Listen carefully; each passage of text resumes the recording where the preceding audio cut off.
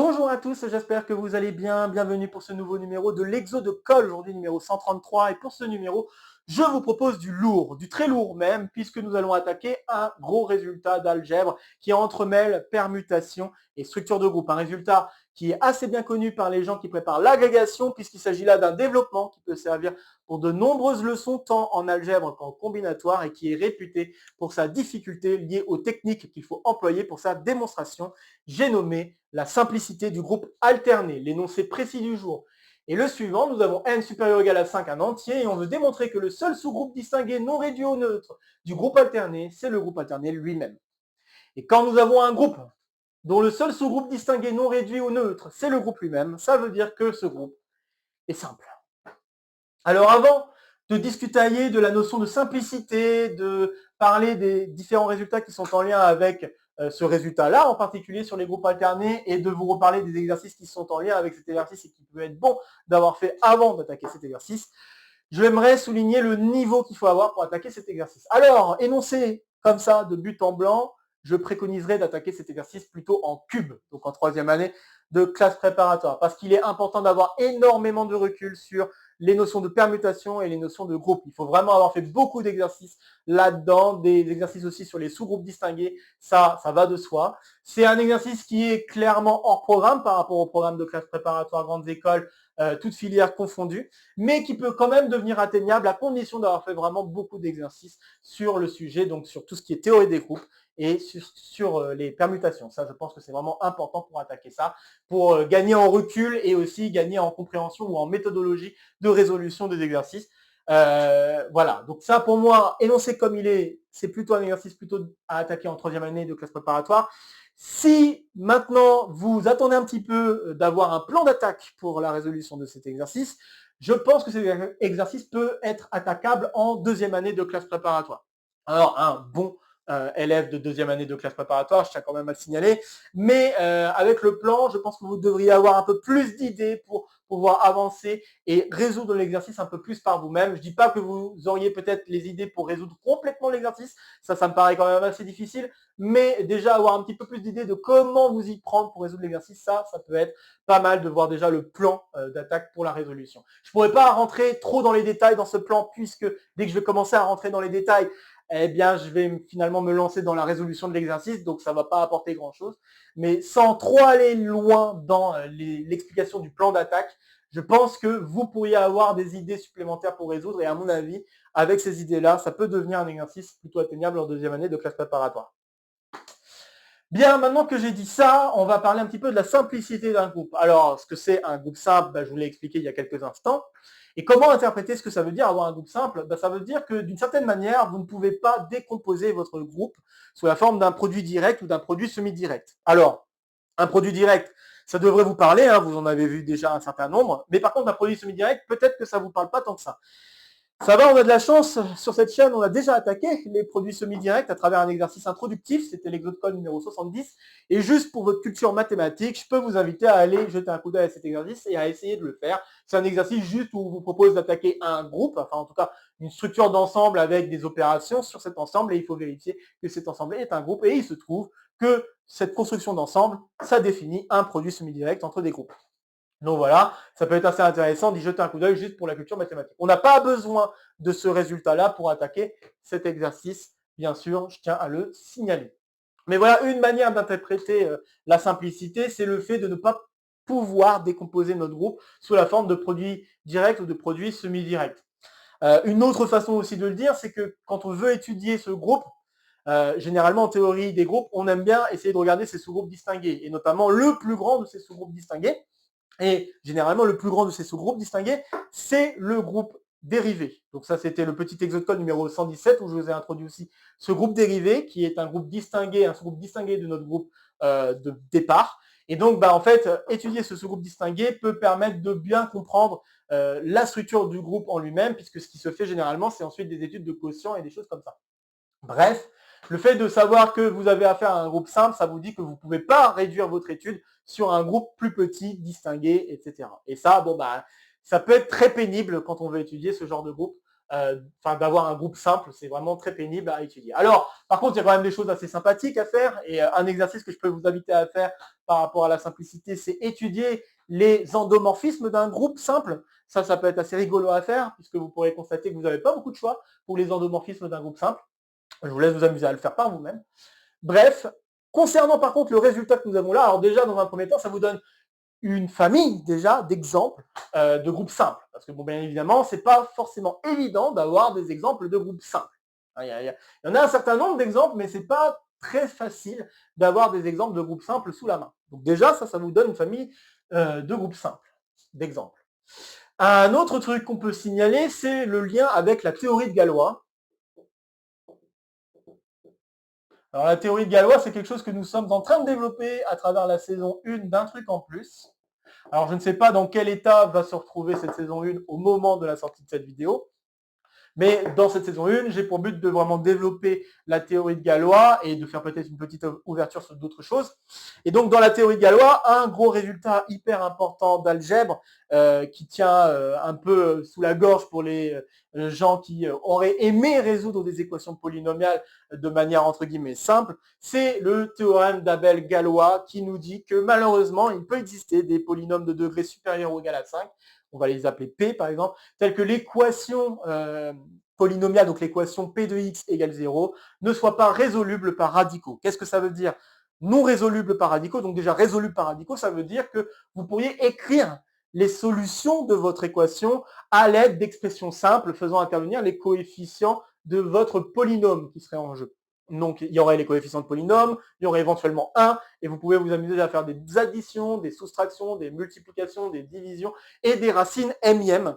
D'accord? Donc, si vous vous autorisez ces opérations-là, dire qu'une équation polynomiale est résoluble par radicaux, ça veut dire que ces solutions peuvent s'écrire à l'aide de ces opérations-là. Donc voilà, ça c'est une première chose assez intéressante par rapport à ce théorème d'Abel, donc cette théorie de Galois, la notion de résolu par radicaux. Et donc le théorème d'Abel-Galois vous dit que voilà, il existe des polynômes de degré au moins 5 qui ne sont pas résolus par radicaux. Et donc le fait que 5 soit un problème, c'est pas pour rien, puisque à partir de 5, A5, malheureusement, est un groupe simple. Et ça, c'est très important, justement, parce que ça va être en lien avec ce gros théorème de Galois. Donc, voilà une première application hyper importante du fait de savoir que les groupes alternés à partir de n supérieur ou égal à 5 sont simples. Il y a d'autres conséquences en lien plutôt avec les groupes simples, les théorèmes de Fate-Thompson par exemple, qui sont des théorèmes pas évidents du tout à démontrer. Ça fait un bouquin à lui seul pour faire les démonstrations, parfois même 2 bouquins, je ne sais plus exactement si c'est 1 ou 2 bouquins, mais en tout cas je sais que c'est une énorme démonstration pour le théorème de Fate-Thompson. Bref, voilà, il y a des choses que l'on pourrait développer sur les groupes simples.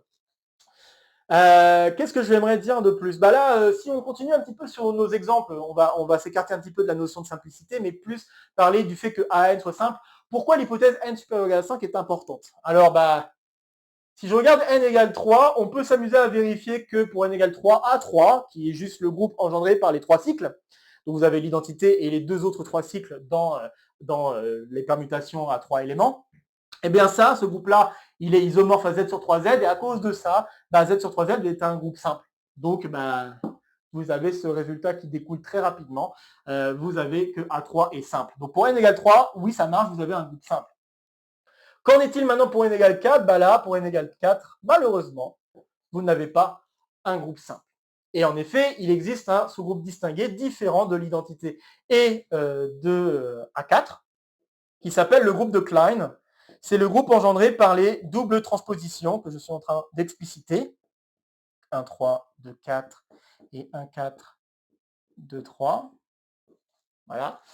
Donc c'est ce groupe-là qui est, et je vous laisse le soin de vous amuser à le vérifier, qui est distingué dans A4, bien sûr, qui contient l'identité comme sous-groupe distingué, et qui est différent de l'identité et de A4. Et donc ce groupe s'appelle le groupe de Klein,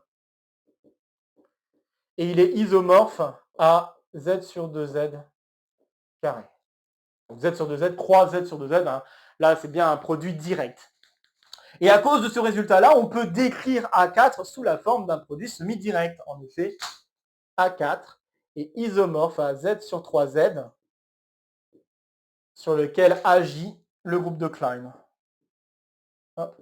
Et cette décomposition, elle est vraiment liée à cette idée que j'ai commencé à mentionner quand j'ai parlé des groupes simples, le fait que ce qu'on aime faire pour étudier le groupe, c'est une fois qu'on a des sous-groupes distingués, faire des quotients et regarder comment se comporte le quotient. Bah là, justement, le quotient de A4 par le groupe de Klein, ça va être exactement Z sur 3Z. Et c'est comme ça qu'on peut construire une décomposition sous la forme de produit direct ou de produit semi-direct, c'est en s'amusant à faire des quotients avec des groupes distingués. Et donc, ces quotients-là permettent de décrire de la façon la plus, on va dire, explicite possible votre groupe. Et là, bah, une structure qui correspond exactement au groupe A4, c'est cette structure-là de produit semi-direct où on fait agir le groupe de Klein sur un groupe Z sur 3Z qui pourrait plus ou moins correspondre à regarder des 3 cycles. Voilà, pour dire ça simplement. Bref, donc voilà, en effet, pour n égale 4, ça ne marche pas. Donc là, on voit, grâce à ces exemples-là, que l'hypothèse n supérieure ou égale à 5 va être assez importante. Bien, alors maintenant que j'ai fait toute ma parenthèse sur le résultat de AN simple, sur la simplicité des groupes, maintenant on peut se lancer à travers différents rappels. Alors il y a des rappels qui étaient déjà écrits depuis le début, parce que c'est important de les avoir. Le fait de savoir que AN, c'est le sous-groupe des permutations à signature positive. Donc qu'est-ce que c'est la signature d'une permutation? N'importe quelle permutation peut s'écrire comme produit de transposition. Ce produit de transposition, vous pouvez l'écrire de différentes manières, hein. Il y en a une infinité d'écritures possibles, mais ce qui va apporter, c'est la parité ou l'imparité du nombre de transpositions dont vous avez besoin pour écrire votre permutation. Et donc, bah, si ce nombre est pair, vous avez une signature qui est égale à 1, et si ce nombre est impair, vous avez une signature qui est égale à -1. Bien évidemment, il existe d'autres façon de définir la signature, peut-être de manière un peu plus explicite que ça, sous une forme d'une formule, mais ici, j'ai préféré vous donner tout de suite une interprétation qui est la plus connue et qu'on garde le plus souvent en tête, donc cette question de transposition. Ça me permet aussi de souligner un rappel qui me paraît aussi assez important, n'importe quelle permutation peut se décomposer en cycle disjoint. Ça, c'est aussi un résultat très important qu'il est bon d'avoir en tête pour attaquer cet exercice. Un autre résultat ou définition, une autre définition qui peut être utile, c'est bien sûr le fait de savoir ce que c'est un groupe distingué. Donc, on en a parlé déjà depuis le début, mais ça veut dire juste que vous avez un groupe qui est stable par conjugaison. Donc, autrement dit, pour n'importe quel élément qui est dans votre sous-groupe H, et pour n'importe quel élément dans G, si vous vous amusez à faire la conjugaison de H par G, vous allez rester dans le groupe H que vous avez considéré au départ. Donc, je vous invite fortement à faire ces deux exercices-là. Le petit exo-de-colle numéro 117 sur le groupe dérivé. J'ai déjà dit des choses sur ce groupe dérivé qui peuvent être bons à savoir. Donc, la question de savoir que c'est un groupe distingué qui semblerait être le plus grand d'une certaine manière. Et puis, 2-3 autres choses assez intéressantes sur ce groupe dérivé. Pardon. Donc, voilà, ça peut être sympa de faire cet exercice-là avant. Et puis, ça permettra d'appréhender un petit peu mieux les différents calculs que nous allons faire dans la résolution de cet exercice de colle. Et puis, un autre résultat encore plus important pour aujourd'hui, c'est le petit exo de colle numéro 128, puisqu'on a déjà établi un résultat sur le groupe alterné qui nous dit que ce groupe alterné est engendré par les 3 cycles et que 2 plus pour n supérieur ou égal à 5, ce qui est notre cas ici, tous les 3 cycles sont conjugués dans AN. Donc ça veut dire que si vous avez une paire de 3 cycles, vous pouvez avoir le premier qui va s'écrire comme une conjugaison du deuxième par des éléments qui sont dans AN. Et ça, bah, ça a son utilité dans cet exercice. Est-ce que j'ai d'autres choses à dire? Je pense que ça fait déjà beaucoup. Donc, je vais vous inviter dès maintenant à faire une première pause sur la vidéo avant que je ne vous donne un plan de résolution pour attaquer cet exercice peut-être un peu plus sereinement. Ok, j'espère que vous aurez au moins essayé pour voir à quel point cet exercice est difficile. Et je vais vous proposer donc un plan d'attaque pour résoudre cet exercice. Le plan d'attaque va être le suivant. Globalement, on veut montrer, donc si on prend, je vais peut-être quand même mettre le contexte, je vais prendre G un sous-groupe distingué, soit G un sous-groupe distingué de AN, donc différent de AN, et je suppose que G est différent de l'identité. Et le but du jeu, montrer que G admet un 3 cycles. C'est vraiment ça le point le plus important à démontrer pour pouvoir conclure le résultat que l'on souhaite. Alors, dans une première question, je vais vous demander pourquoi Atteindre ce but permet de conclure. Donc, c'est-à-dire montrer que si G contient 3 cycles, alors G, c'est le groupe alterné. Alors, on va commencer par ça. Ensuite, ce qu'on va faire, c'est qu'on va considérer, puisque G n'est pas réduit au neutre, on peut considérer les permutations qui ne sont pas l'identité. Et ce qu'on va faire, c'est qu'on va déterminer, on va considérer en fait une permutation qui soit minimise le support de la permutation, soit, le nombre d'éléments qu'on a dans le support, soit maximise le nombre de points fixes. Les deux choses, c'est la même chose, d'accord, ce que je viens de dire là, les deux choses sont équivalentes. Donc c'est exactement ce que nous allons faire ici. On va considérer sigma dans G différent de l'identité, qui, les deux choses sont équivalentes, soit minimise le support de sigma, ou alors maximise le nombre de points fixes. Donc je rappelle que le support, ce sont les éléments justement qui ne sont pas des points fixes. C'est pour ça que ça revient à la même chose. Donc ce sont les cas tels que sigma de k est différent de k. C'est juste ça. D'accord. Et les points fixes, en fait, ce sont les éléments qui ne sont pas dans le support. Voilà. Donc ça, c'est le terme technique, mais sinon, vous pouvez utiliser juste le nombre de points fixes, c'est très bien. Donc vous considérez un sigma qui maximise le nombre de points fixes, et vous supposez que ce n'est pas un 3 cycles. Donc supposons que sigma n'est pas un 3 cycles. Alors vous avez deux cas de figure à traiter. Le premier cas de figure à traiter, ça va être le cas où sigma est un produit de transposition à support disjoint. Donc en fait, dans tous les cas, vous allez considérer la décomposition de sigma en cycle disjoint. Et ce qui peut arriver, c'est que ça va être un produit de transposition. Alors, j'affirme qu'il faut amener à une contradiction.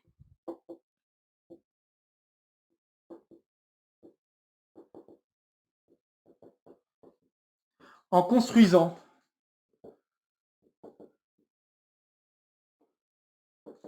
un sigma prime dans G qui admet plus de points fixes ou qui a moins d'éléments dans son support.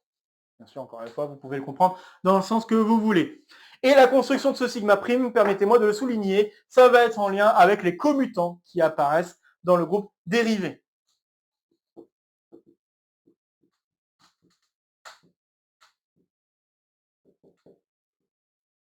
Donc, je le souligne parce que je pense que ça peut vous aider à avoir des idées de comment vous voulez construire votre élément sigma prime. Et le fait que les commutants interviennent ici, c'est pas pour rien, parce qu'en effet, comme je l'ai mentionné, quand vous avez un groupe simple, vous pouvez montrer que le groupe dérivé du groupe simple, c'est le groupe lui-même. Donc à condition que ce groupe ne soit pas abélien. Et là, en l'occurrence, pour le groupe alterné, c'est exactement le cas. Le groupe dérivé de AN, c'est AN tout entier. Et donc, d'une manière un peu spéciale, on utilise cette idée du groupe dérivé pour pouvoir construire ce sigma prime. Voilà. Vraiment, pour la faire très courte, c'est ça l'idée. Et puis, troisième cas de figure, dernier point du plan, on va considérer sigma qui n'est ni un 3 cycles et ni un produit de transposition à support disjoint. Tac, tac, tac. Et donc, encore une fois, amener à une contradiction.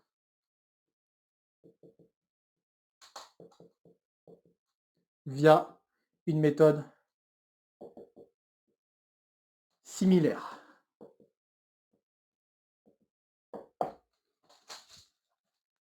Donc là, par contre, quand on a affaire à quelque chose qui n'est ni un 3 cycles, ni un produit de transposition, il faut se poser un petit peu la question à qu'est-ce qu'on peut ressortir de la décomposition en cycle disjoint de notre sigma. Il faut se poser légèrement cette question parce que là, ça va être important pour pouvoir avoir une idée de comment on peut ensuite construire le sigma prime qui va nous permettre de conclure. Voilà.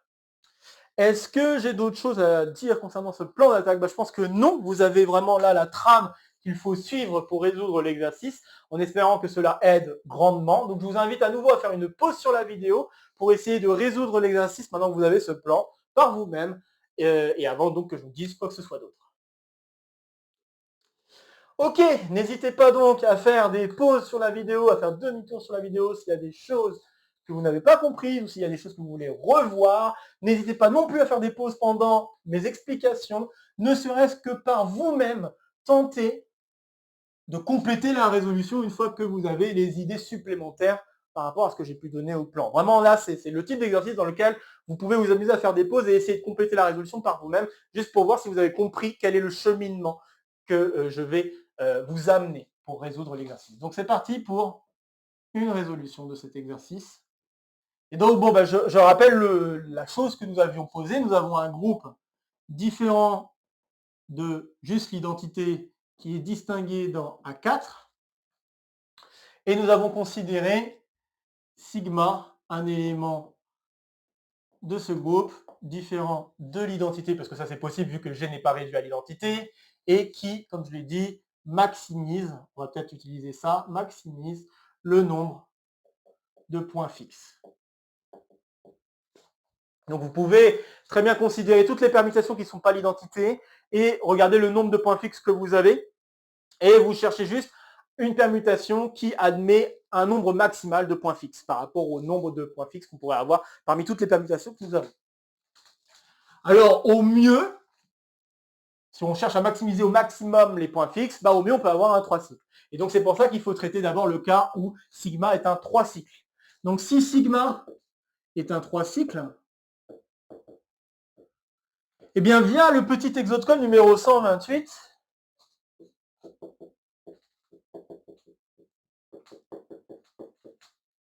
vous savez que tous les 3 cycles sont conjugués dans n. Donc ça veut dire que tous les 3 cycles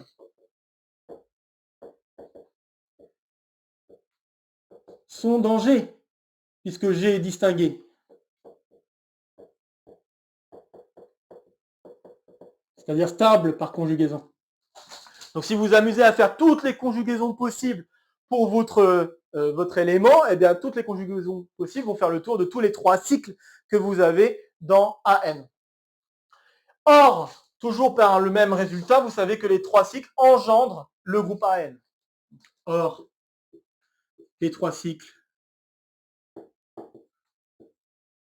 engendrent AN.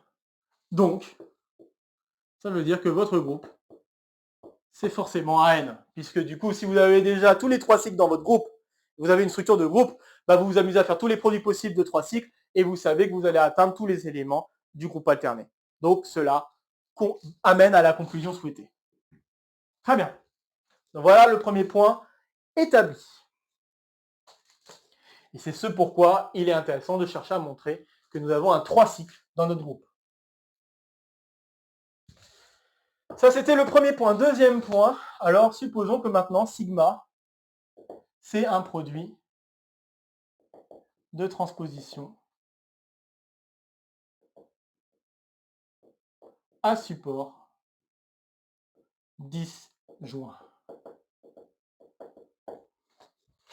Alors, vous savez que vous travaillez dans le groupe alterné AN. Vous connaissez donc la signature de sigma qui est égale à 1. Et ça veut dire qu'on doit avoir un nombre pair de transpositions qui doit apparaître dans l'écriture de sigma.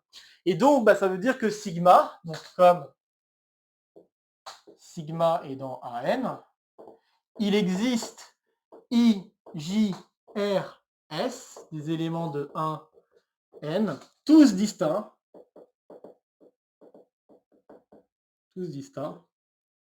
tels que, et il existe également nu, un élément dans AN, tel que vous pouvez écrire sigma comme étant IJ RS fois nu. Donc avec à support disjoint, donc à support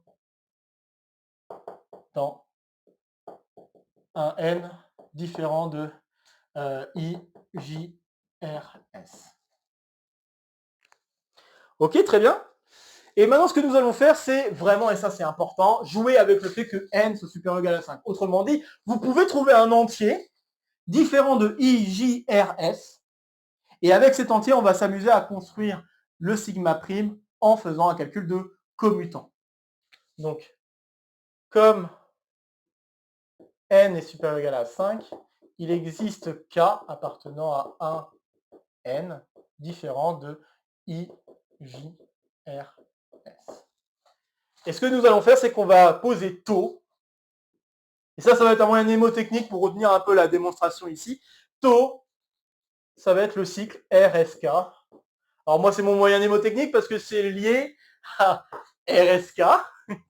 Donc ça peut être pas mal. Là ici, RSK, c'est quelque chose que nous avons vu sur la chaîne. C'est pour ça la correspondance de Robinson, Shenset, Nuss. Et c'est une correspondance que je développe dans le point recherche, épisode 3D. C'est juste un moyen mnémotechnique, rien de plus, pour savoir quel est l'élément que j'aimerais écrire ici. Mais en tout cas, généralement, c'est un élément qui va ressembler à un 3 cycles. Et avec ce 3 cycles, eh bien, on va s'amuser à faire de la conjugaison et quelques petits calculs à partir de sigma pour en fait augmenter, parce que c'est ça l'objectif, on veut augmenter le nombre de points fixes qu'on va obtenir avec sigma prime. Mais voilà, donc ça c'est ma petite parenthèse par rapport à RSK et juste pour mentionner mon moyen mnémotechnique pour savoir quel est l'élément que je dois mettre ici. Donc maintenant que j'ai ça, eh bien je vais faire le calcul suivant. Donc posons sigma prime comme étant taux sigma, taux moins 1, sigma moins 1. Donc ça c'est exactement le commutant donné par taux et sigma. Et donc là encore une fois, l'approche c'est de penser groupe dérivé. Et ça va être pas mal pour savoir quelle est l'expression que l'on doit poser ici. Alors maintenant, il va y avoir deux cas de figure, soit nu de k égale k, donc c'est-à-dire que k est déjà un point fixe de sigma, soit k n'est pas un point fixe de sigma.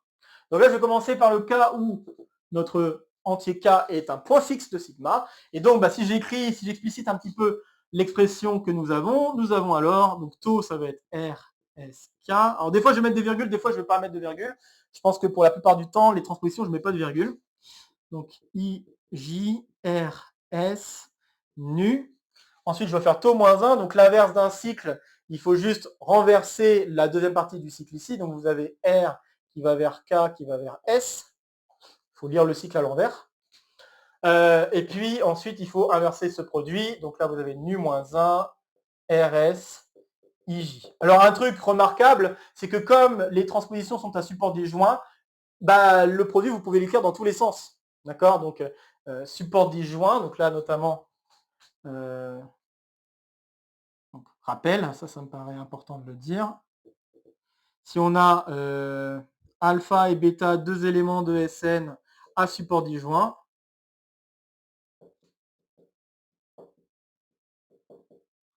alors alpha bêta, c'est bêta alpha. Donc ça veut dire que ça va nous simplifier énormément la vie pour faire les calculs, étant donné que là, nu et RKS sont à support disjoint. Donc là, notamment, l'image de K, c'est K, hein, donc ça veut dire que ce n'est pas dans le support de nu. Donc vous pouvez en effet échanger le rôle de nu et de RKS, et donc par conséquent, simplifier nu fois nu moins 1. Donc ça, clac, clac. Pareil pour IJ avec tout le reste. Hein. IJ, ça commute avec lui, ça commute avec lui, et IJ aussi. Donc vous savez que faire deux fois la même transposition, ça se simplifie. Maintenant, il va falloir que je fasse la conjugaison qui est ici. Donc en faisant la conjugaison, ça veut dire qu'il faut que j'échange le rôle de R et S dans le cycle qui est ici, et échanger le rôle de R et S, donc sigma prime, est alors égal à RSK fois, et là en échangeant le rôle de R et S, je vais avoir SKR, mais SKR c'est la même chose que le cycle RSK, donc j'ai RSK carré, et RSK carré c'est la même chose que RK. S. Et là, vous pouvez constater alors que sigma prime, c'est un 3 cycles. Alors maintenant, quel est l'intérêt d'avoir fait un commutant? Eh bien, un commutant ici, tel que nous allons poser là, ça va être un élément du groupe.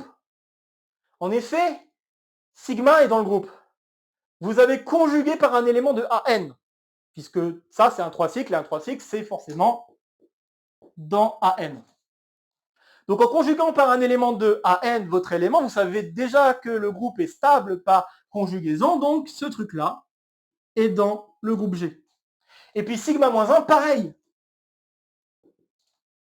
Bon ben voilà, c'est terminé. Vous avez alors un 3 cycles qui apparaît sous vos yeux. Et remarquez également que, par conséquent, vous avez réduit le support de votre permutation. Donc, c'est-à-dire vous avez augmenté le nombre de points fixes. Je vous rappelle que dans sigma, i n'était pas un point fixe, alors que i devient un point fixe dans sigma prime. Donc, on a augmenté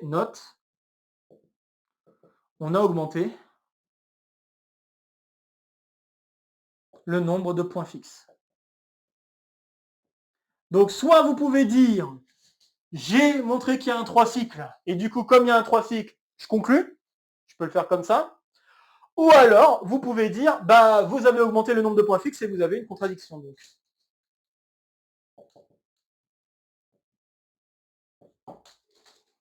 Dans les deux cas, bah, vous concluez. Très bien, donc ça c'était le cas de figure où K était un point fixe de sigma. Si K n'est pas un point fixe de sigma, bah, vous allez voir ce qui va se passer. Hop. Tac.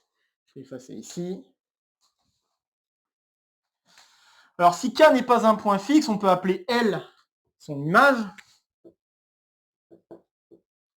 Et bah, vous savez que votre sigma, c'est un produit de transposition à support disjoint. Donc là, bah, vous avez la transposition KL qui doit apparaître. Donc ça veut dire que nu peut s'écrire KL fois nu prime, avec nu prime à support disjoint de IJRSKL.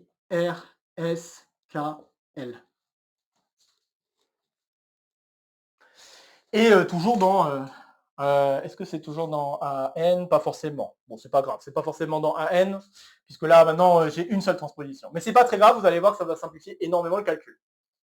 Donc maintenant, je recommence. Donc là, ce que j'ai dit ici, c'est toujours valide. Hein. Votre élément sigma prime est forcément dans le groupe.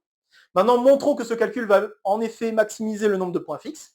Donc là, si je fais sigma prime, donc sigma prime, je dois faire R, S, K, I, J, R, S, K, L, nu, prime, R, K, S. Ensuite, j'ai nu prime moins 1, K, L, R, S, I, J. Voilà. Donc encore une fois, IJ va commuter avec tout le monde, donc le IJ va simplifier.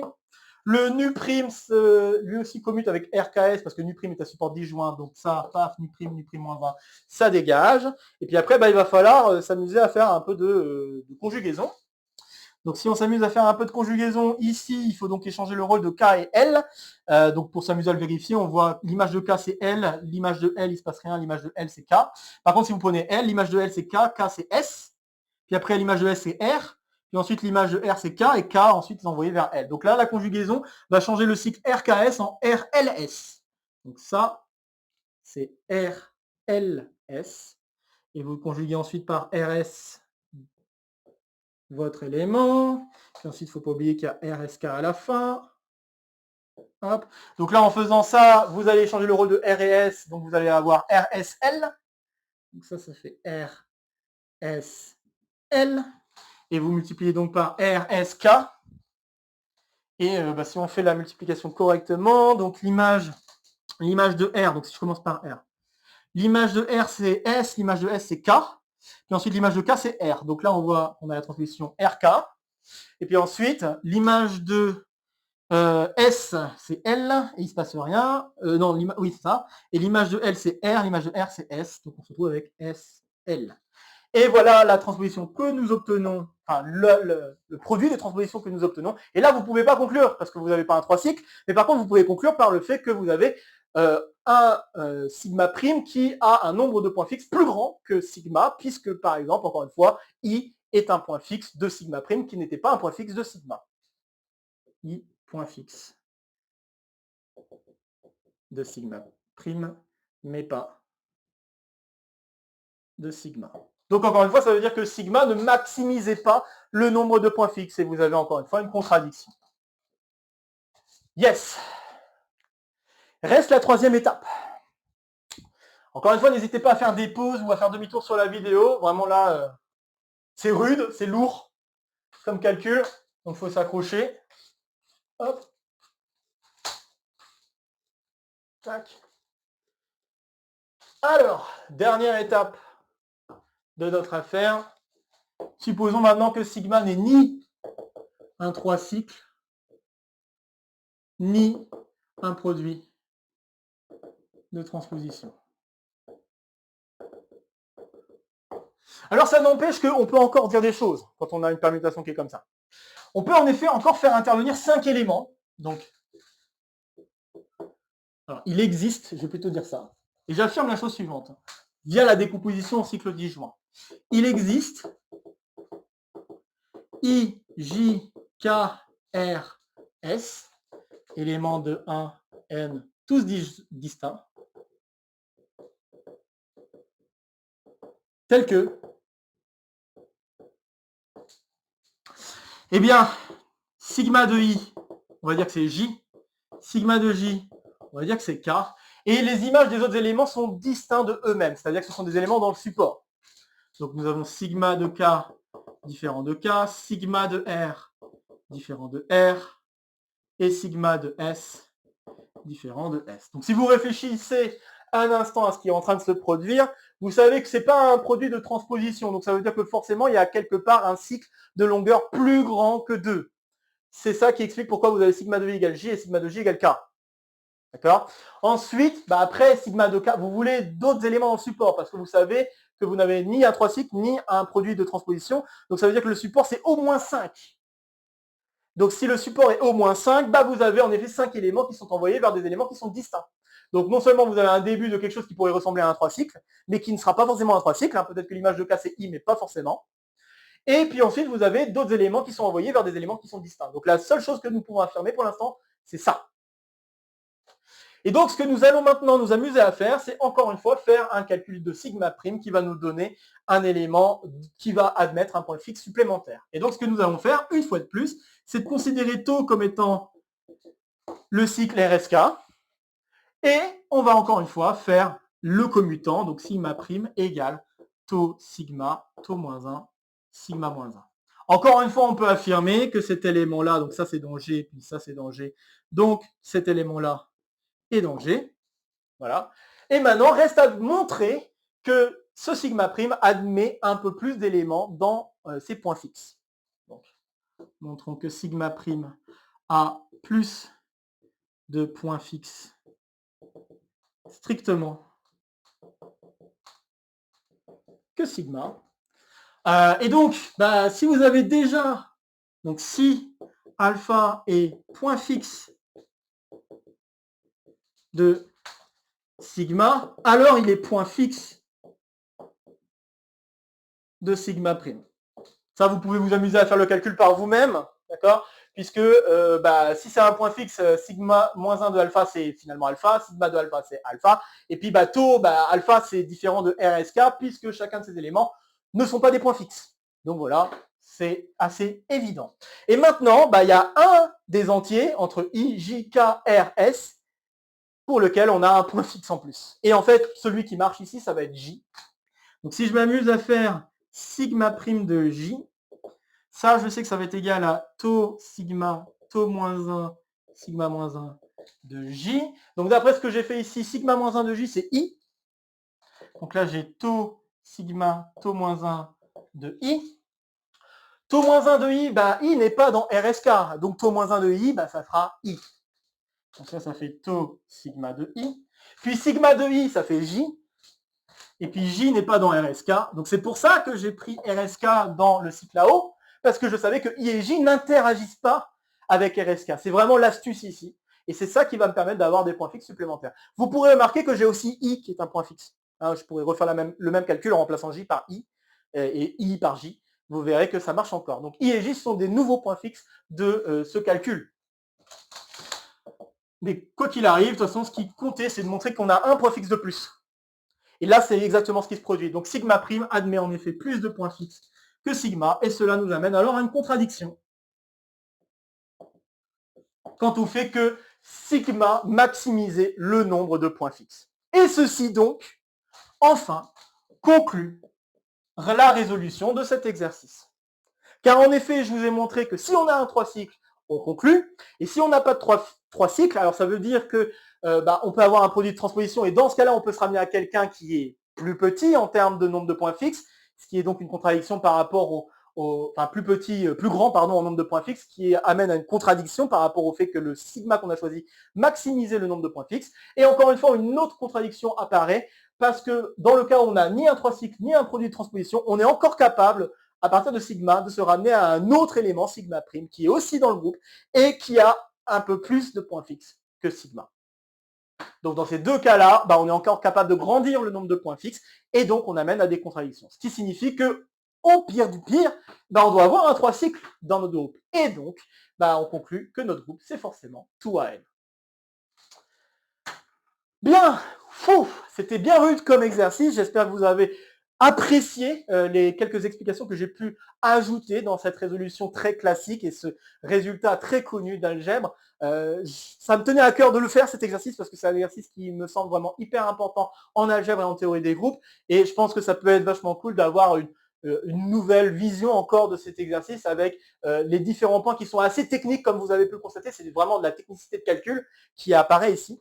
Et donc, je voulais vraiment apporter une nouvelle lumière sur cette technicité, parce que je pense que c'est important d'avoir en tête les 2-3 idées qui permettent vraiment d'avancer sur cette question de penser à faire du commutant, cette question de vouloir maximiser le nombre de points fixes, etc., etc. Le fait de comprendre pourquoi c'est important de montrer que notre groupe contient un 3 cycles. Voilà, bref, je trouvais vachement sympa comme exercice à faire et je voulais vraiment vous le partager. Comme d'habitude, donc, je vais vous inviter à partager la vidéo si vous connaissez des camarades pour être intéressés par cette vidéo ou par le contenu de la chaîne de manière plus générale. N'hésitez pas à laisser en commentaire vos questions, vos remarques, vos retours concernant cet exercice. Ça fera toujours plaisir de discuter de maths avec vous. Ici, ça sera pour me soutenir. Ici, ça sera pour vous abonner. N'oubliez pas d'activer la clochette. De nouvelles vidéos vont se proposer à vous pour continuer à faire le tour de la chaîne. Et sur ce, je vous retrouve très vite pour de prochaines aventures mathématiques. Portez-vous bien et à très bientôt. Salut à tous!